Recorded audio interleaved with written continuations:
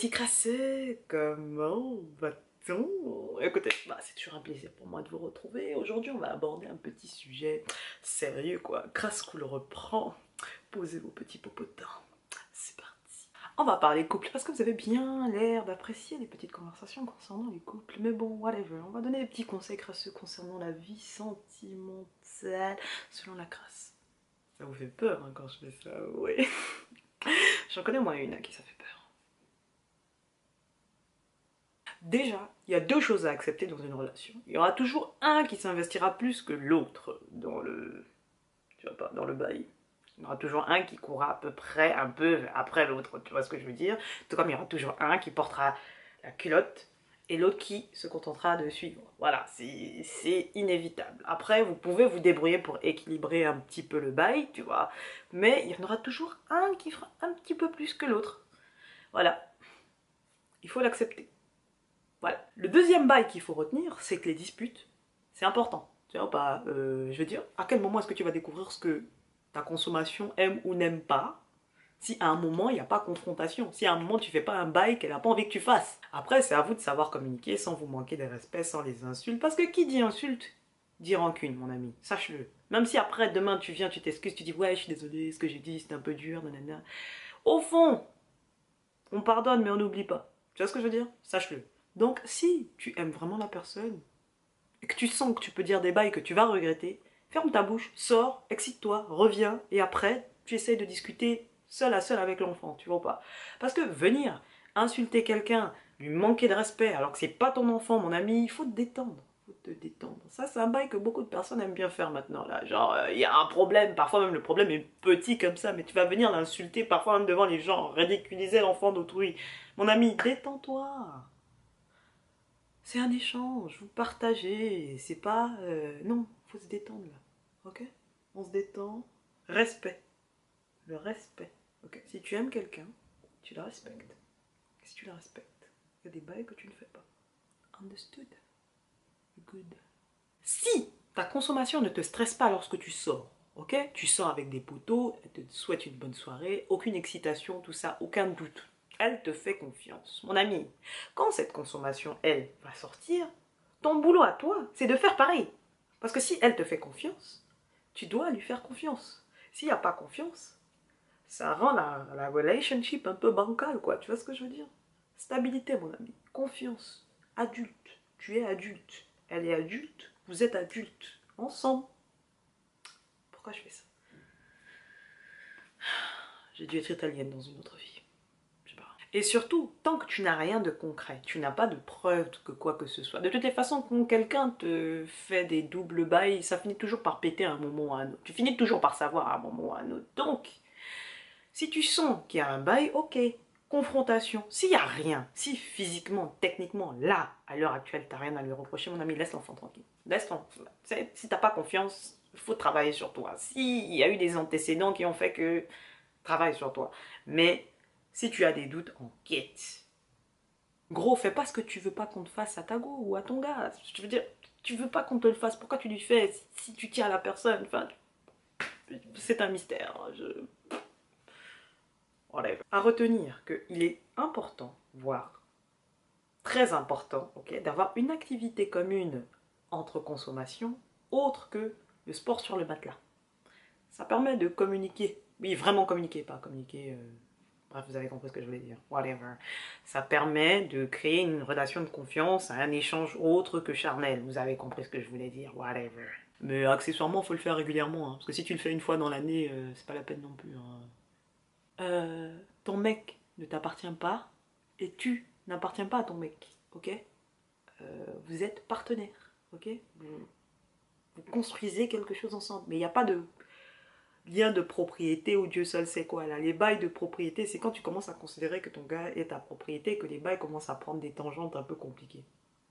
Tu vois pas? Maintenant, c'est à chacun d'entre vous de faire un travail sur soi afin qu'il y ait une stabilité mentale qui se fasse, ok? Si l'enfant va voir ailleurs, c'est pas forcément de ta faute. Et si elle, elle va voir ailleurs, c'est pas forcément de ta faute non plus. Il faut, tu vois, à un moment, il faut se poser et se comporter. SMS. Il faut se comporter comme quelqu'un qui est digne d'être en couple. Si tu considères que mentalement, tu n'es pas capable d'être en couple et que tu as besoin d'attaquer tout ce qui semble être humain dans ton champ de vision, mon ami, ne te mets pas en couple. De nos jours, tu dis juste, ok, écoute, j'ai faim, tu manges, et puis on évolue. Il faut vraiment que tu comprennes que ton bien-être et son bien-être à lui, passera toujours avant le tien.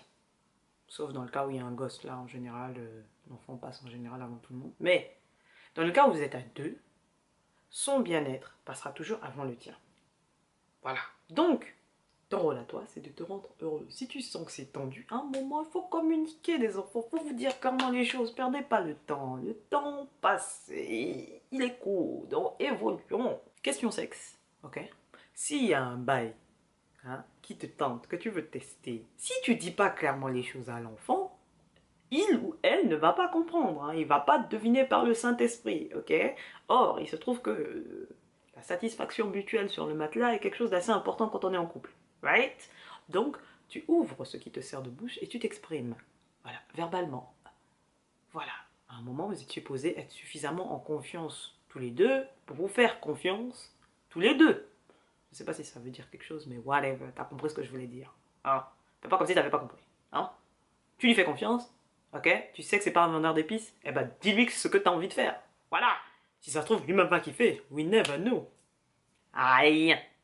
Je dis bien. Rien n'est acquis dans un couple. Ok? C'est comme un business. Tu vas pas le laisser évoluer tout seul. Tu bosses dessus. En permanence. Pour qu'il prenne de la valeur.